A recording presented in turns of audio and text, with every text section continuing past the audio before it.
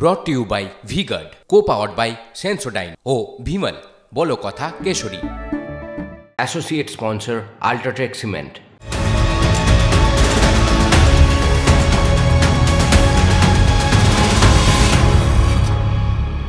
ঠাকুমার ঝুলিতে একটা লাইন ছিল না, গা ছমছম কি হয় কি হয়। মানে আজকে সারাদিন শনিবারের সকাল থেকেই, সকালে রোদ, দুপুরের পর থেকেই কিন্তু মুডটা চেঞ্জ হতে শুরু করেছে আকাশের। সবাই কিন্তু অপেক্ষা বলা ভুল, দুরু দুরু বুকে অপেক্ষা করছেন কখন আছড়ে পড়বে নেমাল। আর এই উদ্বেগ উৎকণ্ঠার মধ্যেই কিন্তু হয়ে গেল বাংলার বুকে ভোট ষষ্ঠী। আর ভোট ষষ্ঠীতে দক্ষিণবঙ্গে ভোট, অশান্তি কি হবে না? এই প্রশ্নটা ছিলই, এবং সকাল থেকেই দেখা গেল জায়গায় জায়গায় আজকে একাধিক হেভিওয়েট কেন্দ্রে, মানে কখনো তমলুক, কখনো কাঁথি, বিষ্ণুপুর, বিভিন্ন হেভিওয়েট কেন্দ্রে কিন্তু আজকে সকাল থেকেই ভোট হলো। এবং ভোট পার্সেন্টেজের টার্ন আউট ওভারঅল 79 থেকে 80% কাছাকাছি। কিন্তু হিংসার টার্ন আউট কতটা হলো, আজ এই সামগ্রিক বিষয় নিয়ে আমরা কথা বলবো। আমার সঙ্গে রয়েছেন আমার সহকর্মী অবন্তিকা প্রামাণিক এবং সায়নী জোয়ারদার। অবন্তিকা, তোমার কাছে আসি। আমরা তো যে কেন্দ্রগুলোর কথা বলছি, যেমন তমলুক, কাঁথি, বিষ্ণুপুর, এই সমস্ত কেন্দ্রে দেখেছি যে কোথাও সৌমিত্র খাঁ, সুজাতা মণ্ডল, কোথাও অভিজিৎ গঙ্গোপাধ্যায়, দেবাংশু, এরকম একের পর এক হেভিওয়েট প্রার্থীদের লড়াই হলো। কিন্তু এই ছবিও তো দেখা গেল যে জায়গায় জায়গায় বিজেপি প্রার্থীদের ঘিরে ধরে বিক্ষোভ, মানে এটা অনেক অংশে পূর্ব মেদিনীপুরের এই জায়গাগুলো থেকে বেশি হলো। কোথাও কি তাহলে শুভেন্দুর চেনা গড়, সেইখানেই বিজেপি প্রার্থীদের বিক্ষোভের মুখে পড়তে হলো? ব্যাপারটাকে কিভাবে দেখবে? জয়দীপ, শুধু শুভেন্দুর চেনা গড় কিন্তু নয়। যদি দেখো, আজকে একাধিক বিজেপি প্রার্থীকে বিক্ষোভের মুখে পড়তে হয়েছে। যেমন সৌমেন্দু অধিকারীকে পড়তে হয়েছে, হিরণ চট্টোপাধ্যায়কে পড়তে হয়েছে, অগ্নিমিত্রা পলকে পড়তে হয়েছে, মানে এইরকম, এমনকি অভিজিৎ গঙ্গোপাধ্যায়, তাকেও কিন্তু বিক্ষোভের মুখে পড়তে হয়েছে। তবে মানে এটা বলা ভুল যে শুধুমাত্র মানে সৌমেন্দু অধিকারী বা শুভেন্দুর গড়ে আর কি বিক্ষোভের মুখে পড়তে হয়েছে। কিন্তু এর মধ্যে যেটা সব থেকে উল্লেখযোগ্য, মানে আজকে সারাদিন সংবাদ মাধ্যমের যেটা ছিল খবরে, সেটা হচ্ছে কেশপুর। কেশপুরে কিন্তু আজকে সকাল থেকে দেখা যাচ্ছে হিরণ চট্টোপাধ্যায়কে একদম, যদি আমি সায়নিদি তোমাকে বলি, একদম যদি মানে শুরুতে উনি ভোট দিয়েছেন, হিরণ চ্যাটার্জি ভোট দিয়েছেন। ভোট দেওয়ার পরে উনি কিন্তু তারপরে যখন উনি ওনার কনভয় নিয়ে এগোলেন, পুলিশ তাকে কিন্তু বাধা দিল। পুলিশ বাধা দেওয়ার পর হিরণ একেবারে রণংদেহী মেজাজে নামলেন, নেমে প্রশ্ন করলেন যে আপনি আমাকে বাধা দিচ্ছেন কেন? এবারে উনি প্রার্থী, উনি বুথের যে কোনো বুথে যেতে পারেন এবং দেখতে পারেন যে সেই বুথে পরিস্থিতি কীরকম। তো পাল্টা পুলিশের তরফে উত্তর এলো যে আপনি এতগুলো গাড়ি নিয়ে, এত লোক নিয়ে বুথের অন্দরে প্রবেশ করতে পারবেন না। তারপরে সেখানে কিন্তু একটা বাক বিতণ্ডা আমরা দেখতে পেলাম। এখানে পুলিশের সাথে হিরণের বচসা, রীতিমতো, মানে এটা বচসাই বলা চলে, ঝগড়া। পুলিশের সাথে না, ওনাকে এই বক্তব্য রাখতে দেখলাম যে কেন্দ্রীয় বাহিনী কার্যত আপোষ কামী হয়ে গেছে এবং তারা কোথাও একটা আপোষ করে গেছে। মানে বারবার কিন্তু কেন্দ্রীয় বাহিনীর বিরুদ্ধে অভিযোগ উঠলো এবং সেটা বিজেপি প্রার্থীরাই তুললেন। বিজেপি প্রার্থীরাই তোলেন এবং একাধিক বিজেপি প্রার্থী তুলেছেন। সেটা অগ্নিমিত্রা পলও তুলেছেন, সেটা কিন্তু হিরণও তুলেছেন এবং অভিজিৎও তুলেছেন। এবারে হিরণকে যদি আরেকটু পরে দেখা যায়, মানে আরও একটি বুথ কেন্দ্রে হিরণ যাচ্ছেন, তখন দেখা গেল তাকে ঘিরে বিক্ষোভ শুরু হয়ে গেল। একজন বৃদ্ধ, মানে এটা খুব বিষয়টা চোখে লাগার মতো, একজন বৃদ্ধ ভোটার, তিনি কি করলেন, হিরণের গাড়ির সামনে শুয়ে পড়লেন। এবারে হিরণ নামলেন, হিরণ প্রশ্ন করছেন আপনি এরকম ভাবে বিক্ষোভ দেখাচ্ছেন কেন? তখন উনি বলছেন যে আমাদের কর্মীরা আপনার জন্য আহত হয়েছেন। তখন হিরণের দাবি যে উনি তৃণমূল কর্মী, আহত হয়েছেন, তাই আপনাকে ক্ষমা চাইতে হবেন। এবং হিরণ যতক্ষণ না ক্ষমা চাইবেন ততক্ষণ কিন্তু উনি ওখান থেকে উঠলেন না। ফলে আজকে হিরণকে ঘিরে তারপরে কিন্তু ওই কেশপুর, যেটা আমরা দেখছি আজকে কিন্তু সারাদিন সংবাদ শিরোনামে কেশপুর, বিভিন্ন জায়গায় গাছের গুঁড়ি ফেলে বিক্ষোভ দেখানো হয়েছে। হিরণ বারংবার অভিযোগ করেছেন যে ছাপ্পা ভোট দেওয়া হয়েছে। দেবকেও অ্যাজ ইউজুয়াল উনি কটাক্ষ করতে কিন্তু ছাড়েননি। এবং আজকে যেটা একটু বেলার দিকে, মানে এখন আমরা মানে এই কথাটা আর কি না বললেই নয়, বাংলার ভোট যে কতটা মানে সন্ত্রাস আমরা বাংলার ভোটে এর আগে দেখেছি। লোকসভা ভোটের সময় আমরা আশা করেছিলাম যে হয়তো কিছুটা খানিকটা সন্ত্রাস মুক্ত হবে, কিন্তু আজকের এই শেষের ছবিটা একদম পুরো নাড়িয়ে দিচ্ছে। সায়নিদি, আমরা দেখলাম যে হিরণ যাচ্ছেন, হিরণের গাড়ি ধরে আর্ত কান্না গ্রামের মহিলাদের, কিছু পুরুষও সেখানে রয়েছেন এবং তারা রীতিমতো চিৎকার করছেন, কাঁদছেন, আতঙ্ক, মানে মা তার সন্তানকে হারিয়ে ফেলবেন এই ভয়ে রীতিমতো কিন্তু মানে মানে আমরা যেটা দেখছি থরথর করে কাঁপছেন। এই ছবি আমরা নিশ্চয়ই দেখাবো দর্শককে যে কিভাবে সেই ভদ্রমহিলা কিভাবে কাঁদতে কাঁদতে বলছেন, ওনার ছেলের নাম সম্ভবত রাম, দর্শকদের জানিয়ে রাখি। সেই ভদ্রমহিলা এরকমভাবে বলছেন হিরণের হাত ধরে, এবং একা উনি নন, আশেপাশে যারা গ্রামবাসী আছেন তারা বলছেন যে কালকে রাত থেকে তৃণমূল আশ্রিত দুষ্কৃতীরা আমাদের ওপরে আমাদের হুমকি দিয়ে গেছেন, মহিলাদের পর্যন্ত ছাড়ছেন না, নিগ্রহ করছেন। সেখানে দাঁড়িয়ে হিরণ কার্যত চুপ, হিরণ গাড়ির মধ্যে বসে, ওই ভদ্রমহিলা কাঁদছেন এবং আমাদের ক্যামেরা, TV9 বাংলার ক্যামেরার আমাদের সাংবাদিক যখন প্রশ্ন করছেন যে কি হয়েছে, আপনি এরকম করছেন কেন, উনি বলছেন আমার ছেলেকে মেরে ফেলবে, আমার ছেলেকে আপনি নিয়ে যান। আমার জামা ছেলেকে মেরে উঠতে আমার কাছে মেরে রাতে বলা কে দিছে গো, আমাদের রাতে লোক মাথা দেয়নি গো, আমার রাতে বলা কে গো, আমার ছেলে গো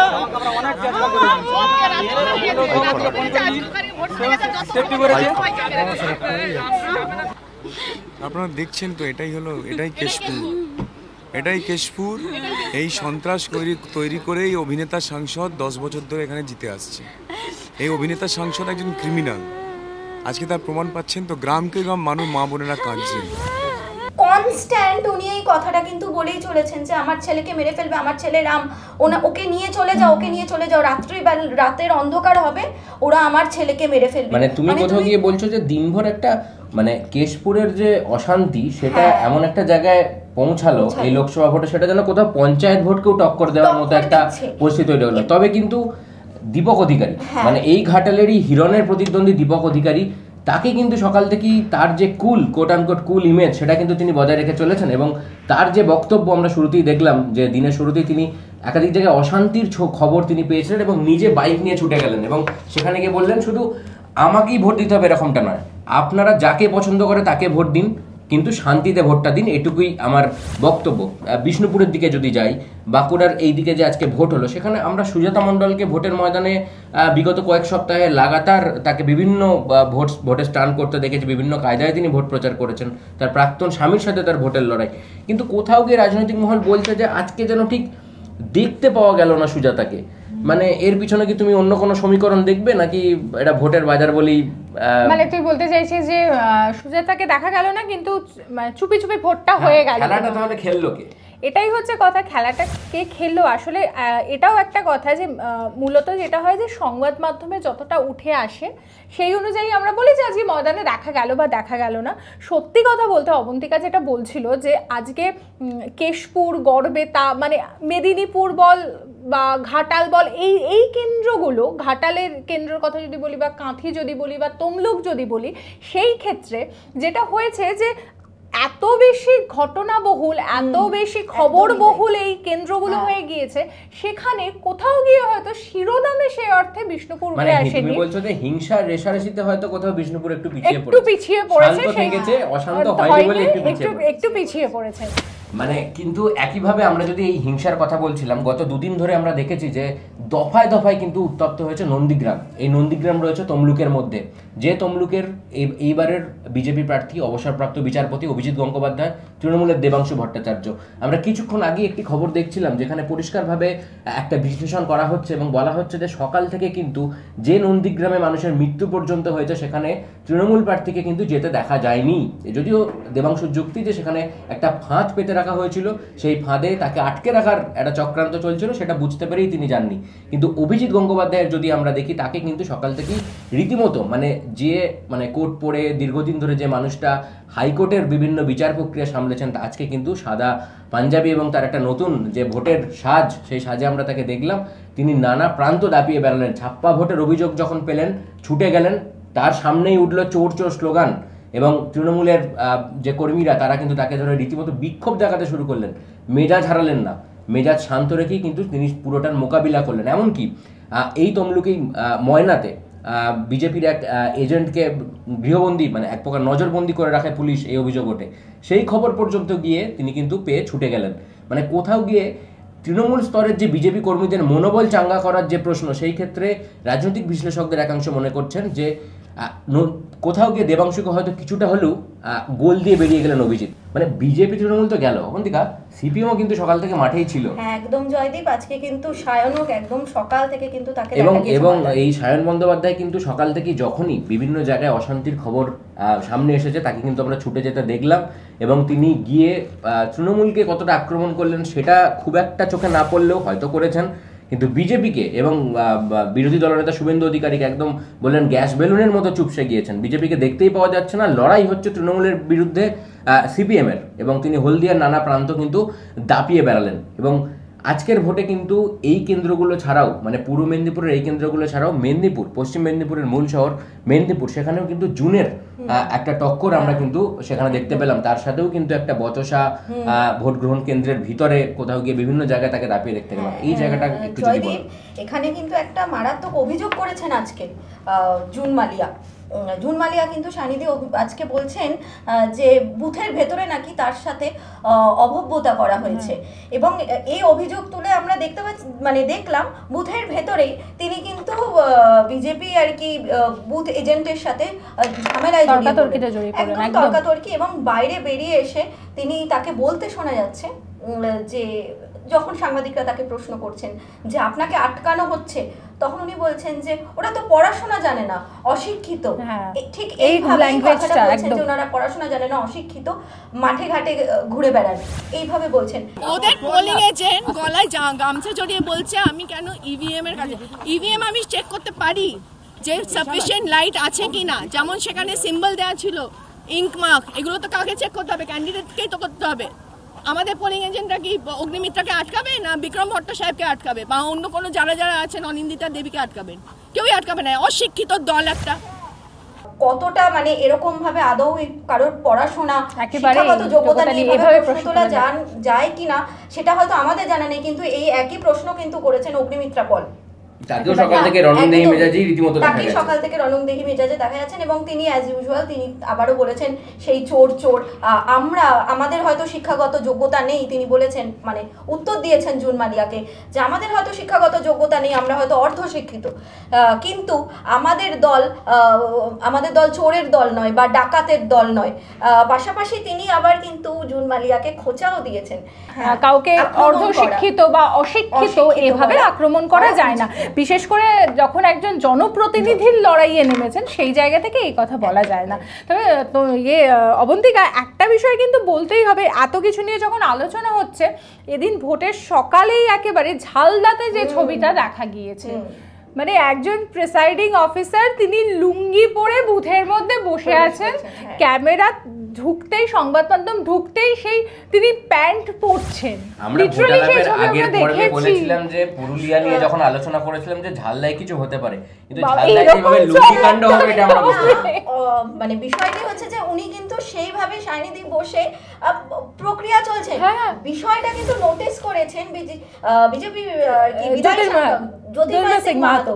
তিনি গিয়ে বলছেন যে আপনি লুঙ্গি পরে ভোটের কি কাজ করছেন, প্যান্ট পরুন, এবং প্রার্থী দাঁড়িয়ে আছেন এবং তাকে প্যান্ট পরাচ্ছেন,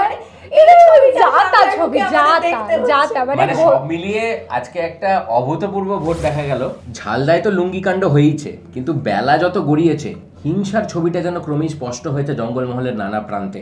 ঝাড়গ্রামে কিন্তু আমরা তুমুল অশান্তির ছবি দেখতে পেয়েছি, বিজেপি প্রার্থীকে লক্ষ্য করে ইঁট পর্যন্ত ছোড়া হয়েছে এবং ঘিরে ধরে বিক্ষোভ, কেন্দ্রীয় বাহিনীকে পিছু হটতে পর্যন্ত দেখা গিয়েছে। মানে একদমই তাই। বিজেপি প্রার্থী প্রণত টুডু তিনি যাচ্ছিলেন, তার অভিযোগ যে তিনি এমনি যাচ্ছিলেন সেই গ্রামের রাস্তা ধরে, সেই সময় নাকি 150 লোক তারা হঠাৎ করেই সেখানে চলে আসেন এবং প্রার্থীর সাথে প্রার্থী নিরাপত্তা রক্ষীরা ছিলেন, কিন্তু অদ্ভুতভাবে সেখান থেকে পাথর, ইট ইত্যাদি ইত্যাদি বিভিন্ন জিনিসপত্র তাকে লক্ষ্য করে ছোড়া হয় এবং আহত হন খোদ প্রার্থী। তাকে বাঁচানোর চেষ্টা করছিলেন তার নিরাপত্তা রক্ষীরা, কিন্তু তারাও পারছিলেন না, কারণ তাদেরও প্রাণের ভয় আছে। এবং আমরা যে ছবিটা দেখলাম যে বাহিনী, কেন্দ্রীয় বাহিনী, সেই কেন্দ্রীয় বাহিনীও কিন্তু ছুটে পালিয়ে যাচ্ছে। পরে প্রণব টুডুই বলেছেন যে মানে তার নিরাপত্তা রক্ষীদের জন্যই কিন্তু তিনি আর কি প্রাণে বেঁচেছেন, কিন্তু তার মাথায় আঘাত লেগেছে এবং আমরা দেখতে পেয়েছি তিনি একদম মাথায় হাত দিয়ে বসে পড়েছেন। তাকে স্থানীয় হাসপাতালে নিয়ে যাওয়া হয়েছে, সেখানে তিনি চিকিৎসাধীনও ছিলেন কিছুক্ষণ এবং তিনি সেটা জানিয়েছেন।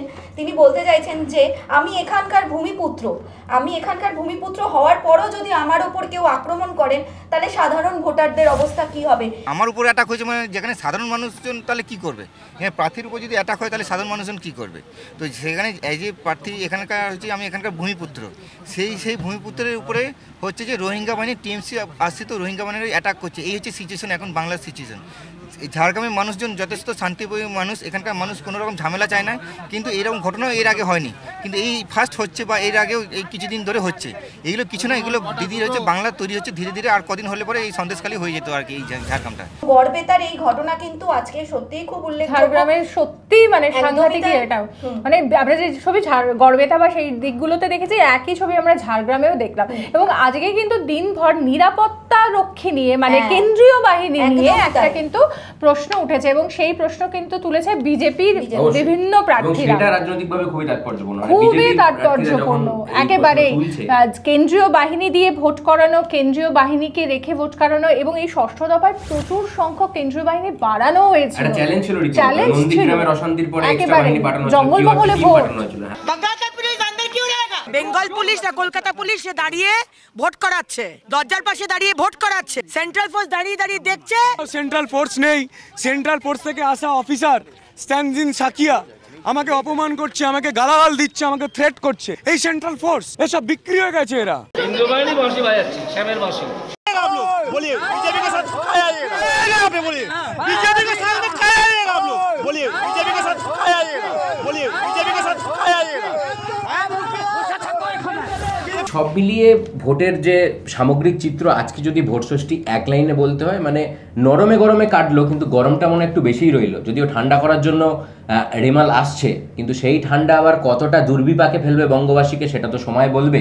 কিন্তু এর পরের দফা অর্থাৎ ভোট সপ্তমী, কলকাতা, বসিরহাটের মতো একাধিক মানে গুরুত্বপূর্ণ লোকসভা কেন্দ্রে ভোট রয়েছে, সেখানে অশান্তির ছবি দেখা যায় নাকি নির্বাচন কমিশন ষষ্ঠ দফার এই ভোটের আজকে যে সামগ্রিক চিত্র তাদেরকে কিছুটা শিক্ষা নেবে, সেটা সময় কি বলে। আমাদের সেদিকে নজর থাকবে, আপনাদেরও নজর থাকুক আমাদের ভোট আলাপে। আজ আমাদের এপিসোড এই পর্যন্তই। যদি ভালো লেগে থাকে তাহলে লাইক, শেয়ার এবং সাবস্ক্রাইব করুন। এবং নতুন কোনো বিষয় নিয়ে, বারবার একই কথা বলার, যদি নতুন কোনো বিষয় নিয়ে আপনারা চান যে আমরা আলোচনা করি তাহলে অবশ্যই কমেন্ট বক্সে জানান। Brought to you by V-Guard, co-powered by Sensodyne O Vimal, বলো কথা Keshari. Associate sponsor Ultratech Cement.